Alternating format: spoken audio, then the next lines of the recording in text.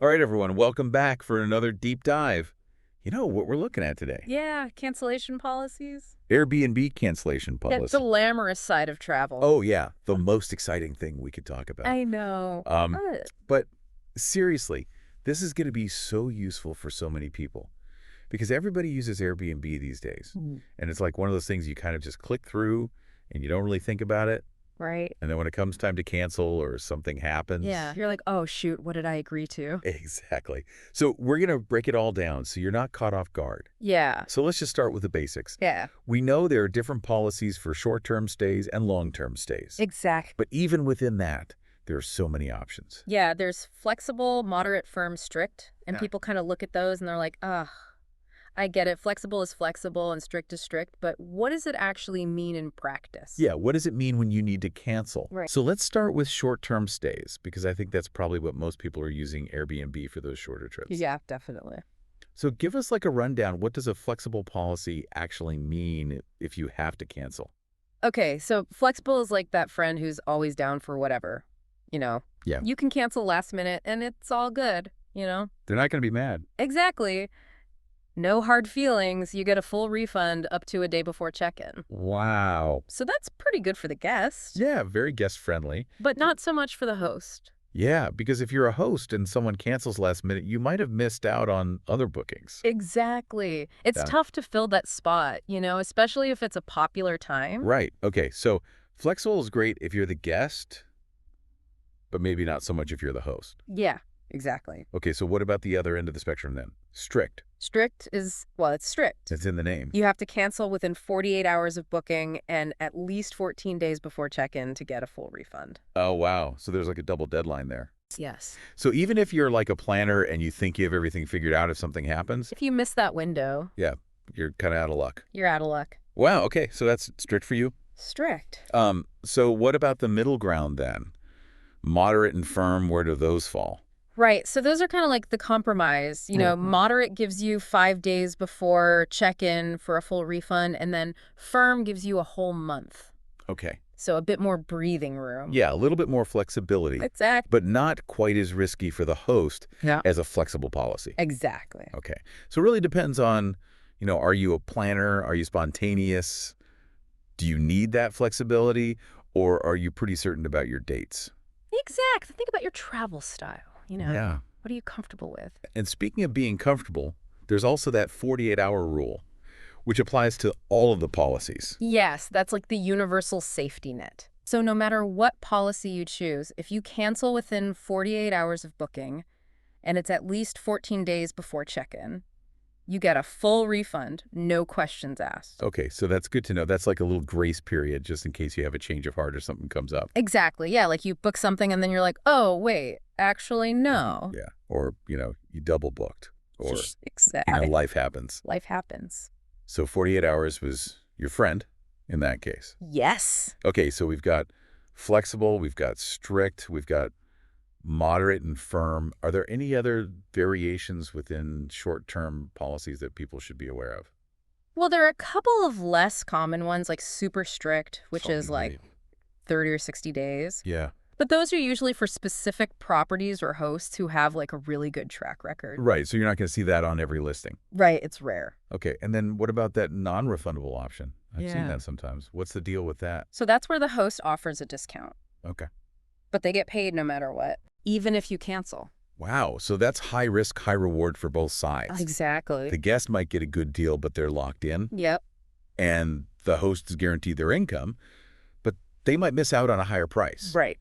Okay, so that's something to really think about before you choose that option. Yeah, make sure you're certain about your plans. Yeah, because you're stuck. You're stuck. So I think the big takeaway here is before you get excited about that beautiful Airbnb and hit book now, take a minute to read the cancellation policy. Yes, please. Don't just skim it. Read the fine print. Yeah, really understand it because it could save you a lot of trouble down the road. Absolutely. So you've been warned. You've been warned. Yeah, it really is like the fine print of travel. It's important. Yeah, so we've talked about short-term stays. What about those longer trips, those, month-long sabbaticals or people who are, digital nomads working remotely and they're staying somewhere for a few months? Are the policies the same? They're similar, but they're specifically designed for those longer stays, and thankfully there's only two options, firm and strict. Okay, so less to keep track of, Yeah, but I'm guessing the stakes are higher when you're talking about weeks or months at a time. absolutely. Imagine you're a host and you've blocked out your property for 3 months and then the guest cancels last minute. That's a huge financial hit. Right. Yeah, that makes sense. So these policies for long-term stays, they're really trying to protect both sides, you know? Okay, so what's the main difference between firm and strict for these longer stays? Okay, so with firm, the guest has 30 days before check-in to cancel and get a full refund. But after that 30-day mark, things change. The host still gets paid for any nights the guest has already stayed, plus an additional 30 nights. Wow, so even if the guest cancels like halfway through a long-term stay, the host is still guaranteed a month's worth of payment. Exactly. It's all about providing some stability for the host. They're making a big commitment. Right, yeah, that makes sense. Okay, what about strict then? How does that work for long-term stays? So strict is a lot stricter. That 48-hour rule we talked about, it still applies. But the guest also has to cancel at least 28 days before check-in for a full refund. Okay, so that initial window is much smaller. Much smaller. So you really got to be sure about those long-term plans. Absolutely no second guessing with strict. So what happens if a guest cancels after that 48-hour window, but before the 28-day cutoff? Okay, so in that case, the host gets paid for all the nights the guest has already stayed, plus the next 30 nights from the reservation. And if there are less than 30 nights left on the booking, the host gets paid for the remainder. Got it. So whether it's firm or strict, it seems like those long-term stay policies are really focused on protecting the host income, which makes sense. Yeah, it's a big commitment on both sides. All right, so for our listeners out there who are maybe thinking about booking a longer stay, what advice would you give them in terms of choosing the right cancellation policy? Well, first of all, be honest with yourself about your travel style. Are you a meticulous planner or are you more spontaneous? Right. Are you going to stick to that itinerary, or are you going to be like, oh, yeah, I think I'm going to go to this other country now? Exactly. So if you need flexibility, maybe a flexible policy is worth the extra cost. It gives you that peace of mind. Yeah, I think that's a good point. Yeah. Sometimes it's worth paying a little bit more for that flexibility. Right. And if you're on a budget and your dates are locked in, then moderate, firm, or even strict could be a good option. But even if you're a planner, things happen, life happens. Oh, yeah. So that's why it's so important to read the fine print. Absolutely. Don't just look at the name of the policy and assume you know what it means. Right. Really dig into those deadlines, the refund percentages, all those details. Yes, every detail matters. Okay. And what about travel insurance? Is that something you would recommend, especially for longer trips, or if you're going with a stricter policy? Yeah, I think travel insurance is a good idea. It's one of those things you don't want to need, but you're really glad you have it if something goes wrong. Right, like a family emergency or a health issue or, Oh, anything could happen. exactly. It can help you recoup those non-refundable costs, and it just gives you that peace of mind. Yeah, I think that's a good point. It's worth considering. So we've got honesty about travel style, reading the fine print, considering travel insurance. Are there any other like curveballs or weird things people should know about these cancellation policies? Yeah, there are a couple things to keep in mind. These policies, they're pretty consistent, but they're not set in stone. There are situations where Airbnb might actually override the host's chosen policy and offer a refund to the guest. Wait, really? I thought those policies were like, you agreed to it. That's it. Well, there are exceptions, like if there's a natural disaster and the property is unsafe, Oh, yeah, that makes sense. or if the host misrepresents the listing in a major way. Okay. Airbnb wants to protect their users, so they might step in and issue a refund even if the guest wouldn't normally be eligible. Wow. So it's good to know that there's some flexibility there. Right, it's not just a black and white situation. Okay. What other nuances should we be aware of? Another thing is that these policies can sometimes vary depending on the country you're booking, and some countries have their own regulations. Oh, right. Like I remember reading something about Italy having its own Airbnb cancellation policies. Exactly. They have specific consumer protection measures.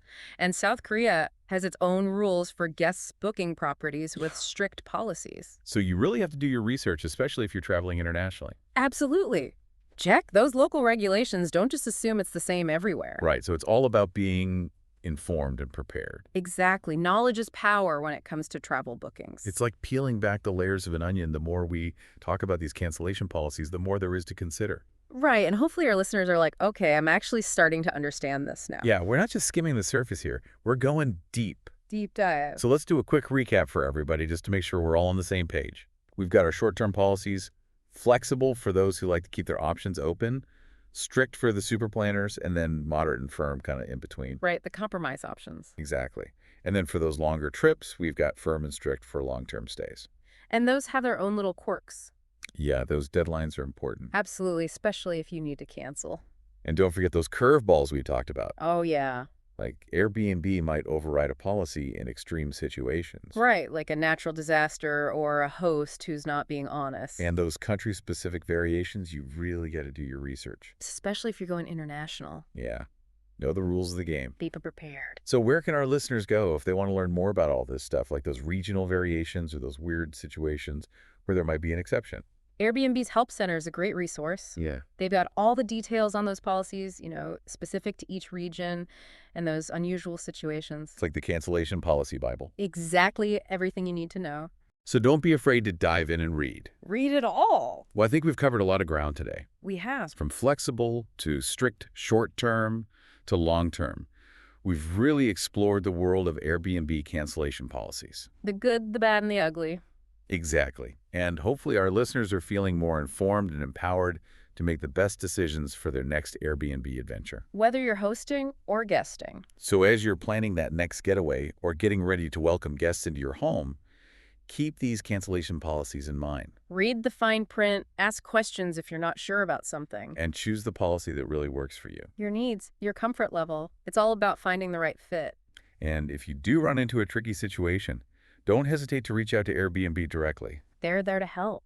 All right, so that wraps up our deep dive into the wonderful world of Airbnb cancellation policies. Thanks for joining us. We'll see you next time for another deep dive.